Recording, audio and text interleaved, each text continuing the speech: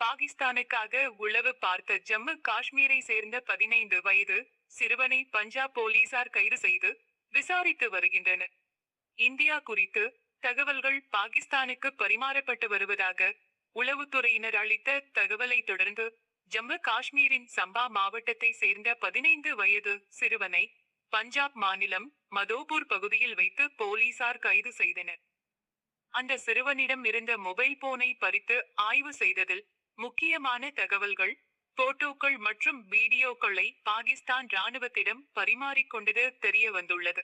மேலும் இந்திய ராணுவம் மற்றும் பாதுகாப்பு தளவாடங்கள் குறித்த தகவல்களை பாகிஸ்தானின் உளவு அமைப்புக்கு அளித்துள்ளதுடன் போதை மருந்து கடத்தல்காரனுடன் தொடர்பில் இருந்ததும் கண்டுபிடிக்கப்பட்டது.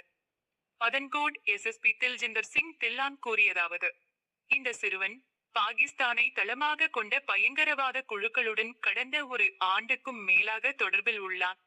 தொழில்நுட்பத்தில் ஆர்வம் மிகுந்த இவன் முக்கியமான தகவல்களை பரிமாறிக்கொண்டு உள்ளான்.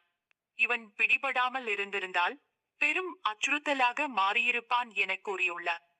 பாகிஸ்தானுடன் தொடர்புடைய பயங்கரவாத குழுக்களின் வலையில் இன்னும் சில சிறுவர்கள் சிக்கியிருக்கலாம் என அஞ்சப்படுகிறது.